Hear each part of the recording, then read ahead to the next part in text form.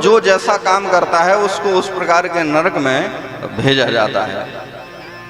नरक यानी जैसे कपड़ों का धोबी घाट, वैसे ही नरक हम लोगों के लिए, आप लोगों के लिए। हम अकेले छोड़ी जाएंगे तो हाँ बढ़िया यमराज फर्स्ट क्लास धुलाई करते हैं। कई बार ऐसा होता ना, कोई दाग ऐसा होता है वो ठंडे पानी में नहीं धुलता है, तो उसको बढ़िया गर्म पानी में खौलाया जाता है।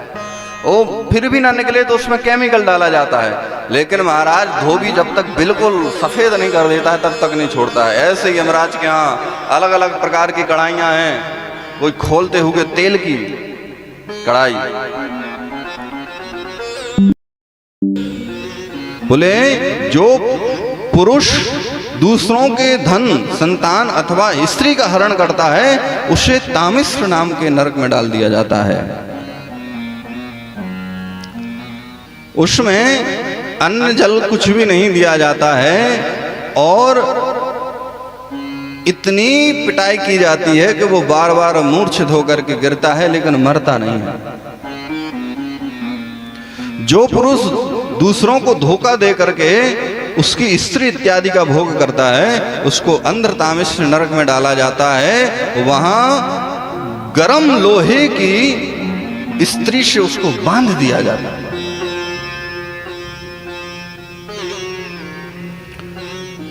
जो अपने आप को भी सब कुछ समझता है, केवल और केवल अपने कुटुंब का भरण पोषण करता है, दूसरों को धोखा दे करके धन कमाता है, ऐसे व्यक्ति को रौरव नाम के नरक में डाला जाता है। रुरु नाम के कीड़े होते हैं जो उसे चुन चुन करके खाते हैं, जैसे आपने दूसरों का चुन चुन कर धन खाया है। मेरा नरकों से तो हमें भी बहुत डर लगता है। और परीक्षित भी कहने लगे महाराज नरक तो ठीक है, ये बताओ इससे बचने का उपाय क्या है। हाँ। कभी कभी एकांत में बैठ करके आत्ममंथन कर लेना चाहिए। क्या हमारे ऐसे कर्म हैं कि हम नरक में जाएं कि न जाएं।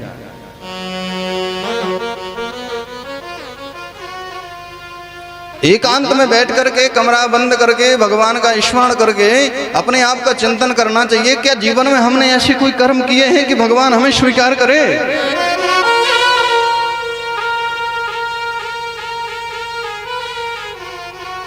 क्या हमारा होमवर्क पूरा हो गया। महाराज होमवर्क उन्हीं का पूरा होता है जिन्हें मरने से डर नहीं लगता। क्यों नहीं लगता, क्यों बोले क्लास में आगे की बेंच पर वही लड़के बैठते हैं जिनका होमवर्क कंप्लीट होता है, और जिनकी एक लाइन भी छूट जाती है वो पीछे ऐसी जगह बैठते हैं कि टीचर की नजर न पड़ जाए। हाँ, और जिनका नहीं होता है वो छुपते हैं, जिनका होता है वो होमवर्क देख लो मैडम, होमवर्क सर होमवर्क। क्यों देख लो, क्योंकि उनका तो पूरा है। इसलिए आत्मचिंतन करना चाहिए, अपने आप को तोलना चाहिए, क्या मेरा होमवर्क पूरा हो गया। उस जिस दिन महाराज मौत से डर ना लगे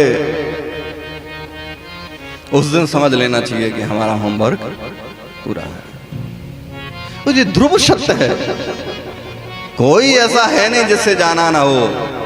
अगर आपका सगा कोई है वो आपकी सगी केवल मौत है। क्यों, आपका अगर भाई है तो वो 9-10 महीने बाद जन्म लेगा, एक साथ नहीं ले सकता है। एक साथ जो लेगा वो भी कम से कम 5 मिनट बाद होगा उसका। लेकिन शरीर के साथ तो केवल जन्म लेती है तो वो केवल मौत और मौत ही जन्म लेती है। मृत्योर देहवताम धेय देहेन सह जायते। शरीर के साथ में जन्म लेने वाली कोई अगर चीज है तो वो आपकी मौत है, दूसरा कोई नहीं। भाई होगा तो थोड़ा बहुत अंतर होगा, बहन होगा तो थोड़ी बहुत अंतर होगा। केवल मौत एक ऐसी है जिसमें 1 सेकंड का भी अंतर नहीं होता है। कैसे बचा जाए महाराज इनसे, तो फिर अजामिल चरित्र सुनाए। महाराज पापों से मुक्त करने वाला भगवान का भजन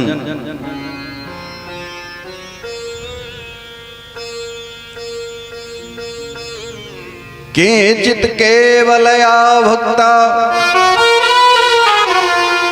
वासुदेव परायणा